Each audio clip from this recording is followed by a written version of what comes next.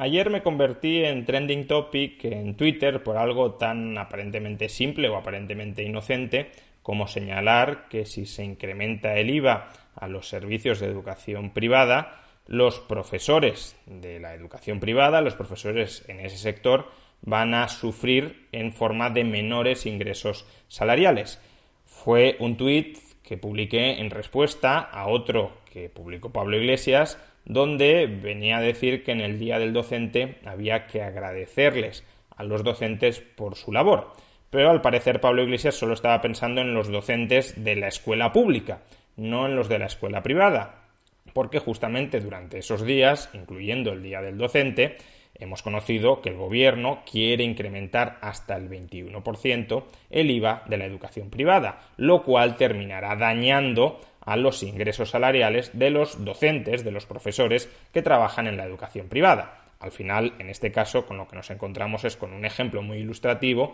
de que a Pablo Iglesias y a Podemos la educación le importa menos que el Estado. Cuando dice que le preocupa la educación, en realidad en lo que está pensando es que le preocupa utilizar la educación para legitimar el incremento del Estado, porque la educación privada le importa tan poco como que quiere castigarla con un IVA del 21%. Pero en todo caso lo que sucedió a partir de este momento es que algunos tuiteros comenzaron a replicar que los salarios de los profesores de la privada, de escuelas o de universidades privadas, no pagan IVA, que en todo caso lo que pagan es impuesto sobre la renta y que por tanto era un error gravísimo haber pretendido, haber sugerido que por subir el IVA se iba a reducir el ingreso salarial de los profesores de los centros privados. Evidentemente, y salvo que estos profesores sean autónomos y vendan sus servicios laborales al centro docente, como digo, evidentemente los salarios no pagan IVA.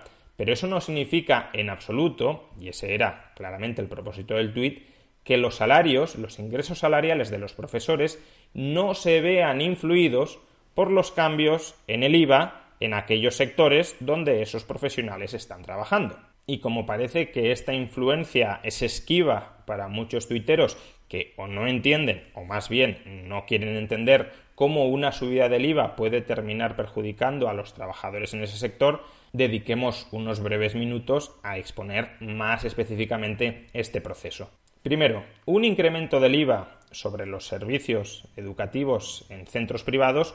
afectará en mayor o en menor medida a los precios, después de impuestos, de esos servicios educativos. ¿De qué dependerá esa mayor o menor medida? Dependerá de la elasticidad de la demanda privada de los servicios educativos. Si la demanda es muy elástica, es decir, si la demanda es muy sensible a los cambios en los precios, si los consumidores a poco que sube el precio dejan de demandar servicios educativos en la escuela privada, ese incremento del IVA no se trasladará en gran medida en un aumento en los precios. En el caso extremo, si la demanda de servicios educativos fuera totalmente elástica, es decir, que aunque solo incrementen el precio de la matrícula unos céntimos de euros, la gente deja de demandar servicios educativos en los colegios o en las universidades privadas, entonces todo el incremento del IVA iría contra el margen de beneficios de estos centros educativos. Rebajarían el precio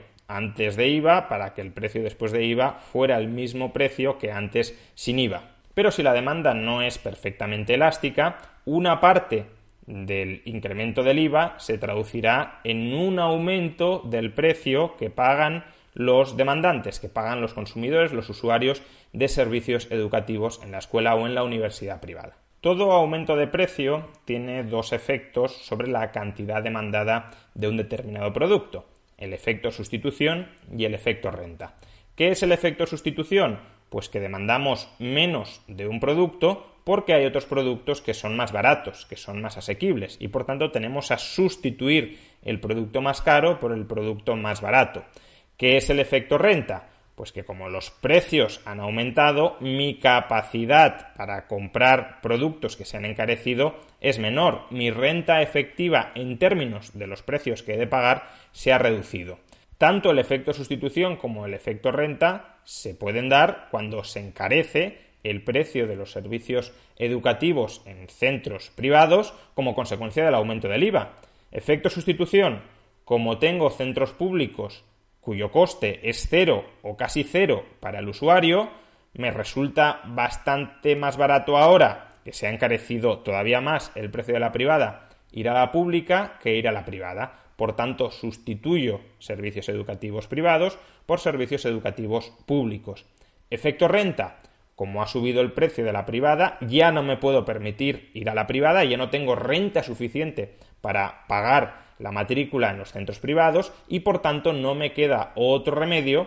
que ir al centro público. De hecho, en un vídeo anterior, que podréis consultar en la sección de pestañas, ya explicamos que el objetivo real que tenía el gobierno al incrementar los impuestos, el IVA, sobre los servicios educativos o sobre los servicios sanitarios privados, era nacionalizar encubiertamente estos sectores, era desplazar parte de la demanda que hoy está bien satisfecha a través del sector privado hacia el sector público. Como a mucha gente le resultaría relativamente más caro ir a los centros privados que a los públicos, o como mucha gente ya no podrá pagar los centros privados y por tanto solo tendrá la alternativa de los públicos, la demanda pública de servicios educativos o sanitarios estatales aumentaría y eso legitimaría al sector público a controlar mayores esferas de la vida civil, a encargarse de proveer más servicios sanitarios y educativos que antes, generando más redes burocráticas, controlando en mayor medida el proceso de educación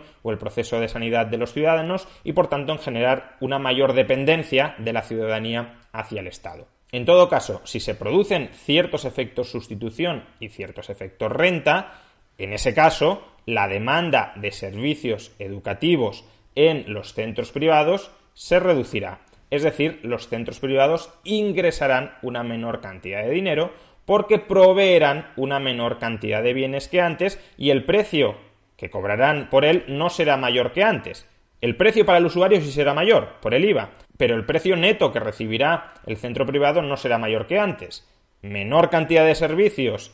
a mismo o menor precio recibido que antes, menor cantidad de ingresos. ¿Y qué sucede si los ingresos de una empresa, en este caso de un centro educativo o de un centro sanitario, se reducen como consecuencia de una caída de la cantidad demandada de los servicios que esa empresa ofrece? Pues evidentemente tendrá que seguir uno de estos dos caminos. Primer posible camino: si he de prestar una menor cantidad de servicios educativos que antes, voy a necesitar menos profesores que antes. Por tanto, voy a contratar menos profesores o a los profesores que tengo contratados los voy a contratar durante menos horas. Menor cantidad de servicios lectivos demandados, menor cantidad de servicios lectivos ofertados y por tanto menor contratación de profesores para ofertar esos servicios lectivos. Segundo camino que se puede seguir: voy a intentar rebajar el precio de la matrícula antes de impuestos para así poder mantener bajo el precio de la matrícula después del IVA. Pero claro, para bajar el precio de la matrícula antes de impuestos, puede haber colegios que lo puedan bajar contra su margen de beneficios, pero también puede haber colegios que tengan un margen de beneficio escaso y por tanto la única forma que tengan de bajar el precio de la matrícula antes de impuestos sea rebajando los costes en la provisión de sus servicios. El principal coste en la educación son los salarios. Cerca del 60% o 70%, si incluimos al personal no docente del centro educativo medio, tanto en el sector público como en el privado, es coste salarial. Por tanto, si quiero rebajar el precio de la matrícula, voy a tener que bajar salarios para así mantener la misma demanda de servicios educativos en centros privados que antes y por tanto no tener que reducir la contratación de profesores. Por ambas vías, por consiguiente, un aumento del IVA sobre los servicios educativos privados o sobre los servicios sanitarios privados conduce a una reducción de los ingresos salariales que perciben los trabajadores del sector. Si despedimos a trabajadores, sus ingresos salariales caen a cero. Si reducimos las horas trabajadas de esos trabajadores, sus ingresos salariales a fin de mes caen proporcionalmente al número de horas trabajadas. Y si intentamos mantener el número de horas trabajadas manteniendo la demanda de los servicios privados en sanidad y educación por la vía de rebajar los precios antes de IVA, rebajando los costes salariales de esos servicios, entonces los profesores o los sanitarios van a tener que experimentar un recorte en sus remuneraciones, de tal manera que sus salarios también van a ser reducidos. Los dos únicos casos en los que no cabría suponer que un incremento del IVA del 21% se termine trasladando en menores ingresos salariales para los profesionales que trabajan en estos sectores son, por un lado, suponer que la demanda de servicios educativos o sanitarios en el sector privado es perfectamente inelástica. En este caso, el aumento del IVA del 21% se trasladaría plenamente al precio de estos servicios y los consumidores no reducirían en absoluto la cantidad demandada de estos servicios. Como consecuencia, el aumento del IVA únicamente actuaría como una exacción sobre los ingresos de estos ciudadanos que, sin embargo, no impactaría en la cantidad demandada de estos servicios y, por tanto, estos servicios se seguirían ofertando en las mismas condiciones productivas y, por tanto, laborales que antes de la subida del IVA. ¿Es verosímil que la demanda de todos los consumidores sea perfectamente inelástica y que, por tanto, la demanda agregada en este sector también sea perfectamente inelástica? Pues no lo es. Desde luego habrá personas que no modifiquen en absoluto su demanda de servicios sanitarios o educativos privados por mucho que suba el IVA un 21%, pero habrá otros que, ya sea por efecto sustitución o por efecto renta, sí verán reducida su demanda de estos servicios y, por tanto, esa menor cantidad demandada de servicios sanitarios o educativos se trasladará también a una menor cantidad ofertada. La segunda posibilidad que podría explicar por qué el aumento del IVA no se traduciría en una reducción de la cantidad demandada y, por tanto, de la cantidad ofertada de servicios es, primero, si la demanda fuera perfectamente elástica y, como consecuencia de ello, todo el incremento del IVA fuera a parar contra los márgenes de beneficios de los centros privados, tanto en educación y en sanidad, y si además estos centros privados operaran en un régimen de oligopolio o de monopolio, de tal manera que tuviesen amplios márgenes de beneficios que pudiesen ser reducidos sin afectar a la provisión del servicio. ¿Es verosímil que todos los centros sanitarios y educativos privados de este país tengan enormes márgenes de beneficios que les lleven a poder absorber este incremento del IVA del 21% sin que ello les suponga la necesidad de reducir parte de los servicios que han dejado de ser rentables? Pues tampoco lo es. Desde luego habrá centros que disfruten de muy altos beneficios y, por tanto, ellos, en principio, podrían absorber la mayor parte de este incremento del IVA, aunque también es cierto que muchos de esos centros que tienen altos beneficios son centros con una demanda muy alta, muy inelástica y, por tanto, el aumento del IVA en esos casos es más fácil trasladarlo al consumidor. Y luego tenemos otros centros que pueden ser centros más humildes, centros más modestos, centros más competitivos, en el sentido de que sus precios tienden a estar alineados, tienden a estar muy cerca de sus costes. Pues si a estos centros les rebajas un 21% el precio que reciben, porque sobre ese precio rebajado cargan el IVA del 21% para dejar el precio después de impuestos al mismo nivel que en la actualidad, pues evidentemente si precios y costes ya están muy cerca y rebajas el precio, muchos de esos centros van a tener que reducir la cantidad de servicios ofertados y eso va a repercutir negativamente sobre los ingresos salariales de los profesionales que trabajan en este sector. Como vemos, por tanto, es muy verosímil que una subida tan importante del IVA como es la del 0% hasta el 21% en centros privados, tanto de educación como de sanidad, termine perjudicando de alguna manera a los ingresos salariales de los profesionales, de los trabajadores que operan en esos sectores. Es, por tanto, muy sorprendente que mucha gente se niegue a considerar siquiera esta posibilidad o que no le otorgue una probabilidad demasiado elevada de que suceda. Es, además, especialmente significativo que mucha gente no lo entienda cuando gran parte de esa misma gente hace unos años estaba clamando contra la subida del IVA cultural bajo el argumento de que subir el IVA cultural al 21% estaba perjudicando de manera muy notable a los profesionales del mundo de la cultura. En ese caso sí parecían entender que si subíamos el IVA al 21% en las salas de cine y se consumían menores películas, entonces los actores de esas películas que ya no eran vistas o que eran vistas en menor medida terminarían cobrando menos, o que habría menor empleo en el sector del teatro o en el sector del cine o en el sector de la danza. Pero al parecer, cuando intentamos trasladar esta misma lógica al caso de los centros privados, educativos o sanitarios, esa lógica deja de operar. Quizás sea porque mucha de esta gente no siga criterios lógicos para razonar, sino que termine siguiendo las consignas de su partido, de su formación política preferida. Si la formación política de la que esta gente son hinchas, son fanáticos, les dice que está mal subir el IVA a la cultura y que eso va a perjudicar a los trabajadores del sector,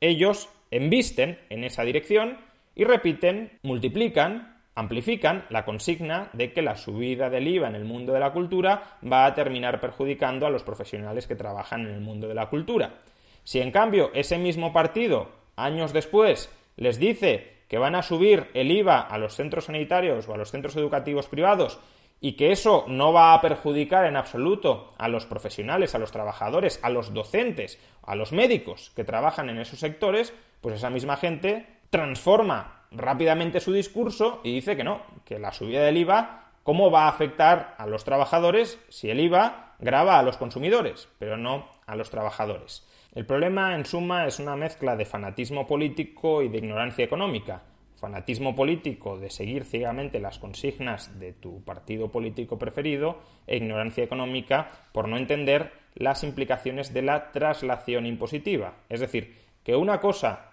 es quién marca la ley que tiene que pagar los impuestos y otra muy distinta, quién termina soportando en última instancia el coste económico de los impuestos. Y desde luego el problema no es solo que el fanatismo político y la ignorancia económica no constituyen los presupuestos más adecuados para mantener un debate honesto sobre cualquier cuestión, sino que además tanto el fanatismo político como la ignorancia económica constituyen rémoras para la capacidad que tiene una sociedad de progresar. Y por desgracia, y hasta que la batalla de las ideas termine dando algunos resultados, estos son los bueyes con los que tenemos que arar.